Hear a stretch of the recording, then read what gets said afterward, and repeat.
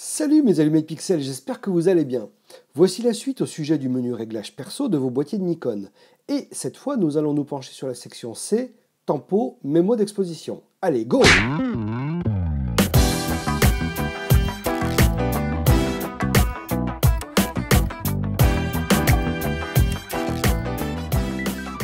Vous pourrez donc accéder à ce menu en appuyant sur la touche menu de votre réflexe, puis grâce à votre molette magique, descendre vers le bas pour vous placer sur menu réglage perso et ensuite valider sur C, tempo, mémo, exposition.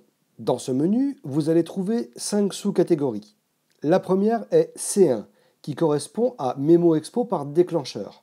Et comme ça le dit clairement, quand vous appuierez à mi-course sur le déclencheur, l'exposition sera mémorisée.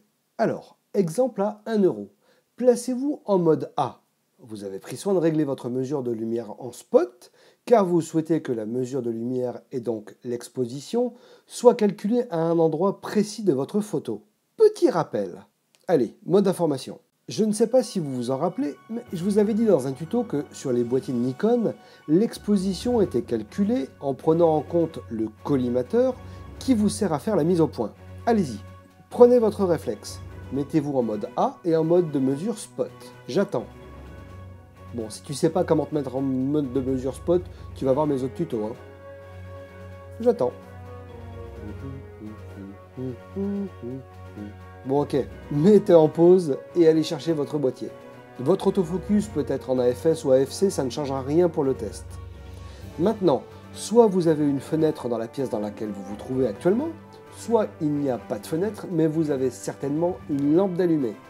Et au pire, même sans lampe, l'écran sur lequel vous regardez ce tutoriel sera parfait.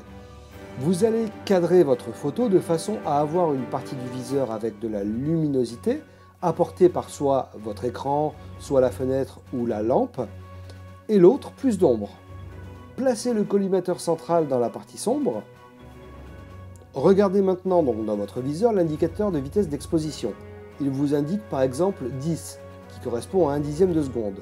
Ce qui, entre nous, veut dire que votre boîtier vous indique qu'avec la luminosité actuelle, calculée au niveau du collimateur, vous servant à faire la mise au point, il vous faut 1/10 de seconde d'exposition de votre capteur pour que votre photo soit correctement exposée. Maintenant, restez cadré, mais grâce à votre pouce magique, vous allez en appuyant sur le sélecteur, déplacer le collimateur et l'amener sur la partie claire de votre cadrage. Donc soit le ciel, soit une lumière ou votre écran d'ordinateur. Et là, vous vous rendrez compte qu'en regardant dans votre viseur, bien que la vitesse d'exposition a changé pour être par exemple maintenant à 1/1000 de seconde. Votre exposition sera calculée par rapport à la source lumineuse se trouvant au niveau de votre collimateur. Voilà, je referme cette grande parenthèse. Tout ça pour vous expliquer qu'en ayant activé Mémo d'Expo par déclencheur, une fois appuyé à mi-course, l'exposition restera bloquée et ne changera pas tant que vous ne relâcherez pas complètement le déclencheur. Même si vous déplacez votre collimateur sur une partie plus sombre ou plus claire, l'expo ne changera pas. C2. Temporisation du mode veille. Cette option va vous permettre de déterminer le temps pendant lequel votre réflexe va afficher dans le viseur et sur l'écran secondaire les informations de mesure d'exposition et de vitesse d'obturation, alors que vous ne toucherez plus à rien. C'est donc paramétrable de 4, 6, 10, 30 secondes à 1, 5, 10 et 30 minutes. Choisir une temporisation plus courte aura pour effet de prolonger l'autonomie de l'accumulateur de votre réflexe. Pour ma part, je l'ai réglé sur 1 minute. C3, et là je ne parle pas de la voiture. Hein. Oh le joke. Non, vous allez pouvoir là régler le délai du mode retardateur, qui est sur la molette qui se trouve juste en dessous du sélecteur de mode photo, et qui se déverrouille en appuyant sur ce petit bouton. Alors, le mode retardateur vous sera utile si vous avez envie d'apparaître sur une photo de famille ou si vous souhaitez faire des photos en évitant le bouger du photographe qui appuie sur le déclencheur. Et donc, ainsi, faire des photos sur trépied plus nettes. Vous aurez donc le choix d'avoir 2 secondes, 5, 10 ou 20 secondes pour vous placer correctement avec votre famille ou vos amis et sourire. Différents sons ont été paramétrés par Nikon selon le type de réglage choisi. Sur 2 secondes, ça donne ça. Sur 5 secondes, ceci.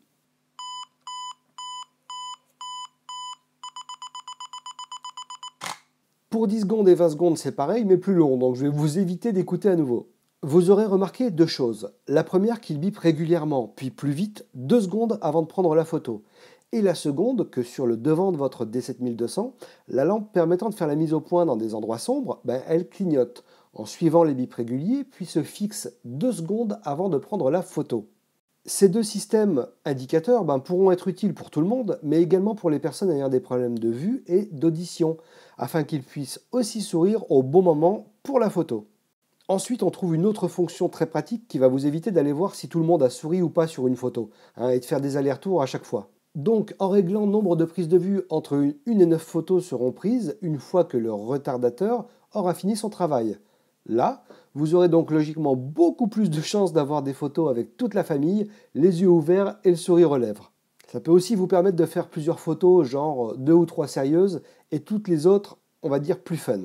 Intervalle vous permet de dire à votre boîtier, si par exemple vous avez réglé le nombre de prises de vue du retardateur sur 9, de prendre les photos soit toutes les demi-secondes, toutes les secondes, 2 secondes ou 3 secondes. C4. Exposition du moniteur. Là, vous allez régler le temps d'affichage de plusieurs fonctionnalités de votre boîtier. Visualisation correspond au temps d'affichage en mode photo général. Menu correspond au temps d'affichage des menus dès l'instant que vous appuierez sur la touche menu. Affichage des informations correspond au temps d'affichage quand vous appuierez sur la touche info. Affichage des images correspond au temps d'affichage d'une image que vous aurez sélectionné dans le menu visualisation. Et viser écran correspond au temps d'affichage des informations à l'écran en mode Live View. Et pour finir, C5, durée télécommande. Si vous utilisez une télécommande Nikon ML-L3, ça ressemble à ça, cette option permet de choisir la durée pendant laquelle l'appareil photo reste en attente d'un signal venant de votre télécommande. Si aucune opération n'est effectuée après la période sélectionnée, la prise de vue avec télécommande s'arrête et sera désactivée. Choisir ici des délais courts prolongera l'autonomie de l'accumulateur. Et donc voilà, c'est fini. J'espère que ce tuto vous a plu et si oui, n'oubliez pas le petit commentaire qui fait toujours plaisir et les pouces en l'air. En attendant, ça fait trop longtemps que vous êtes derrière votre écran d'ordinateur, donc maintenant sortez et shootez. Bye!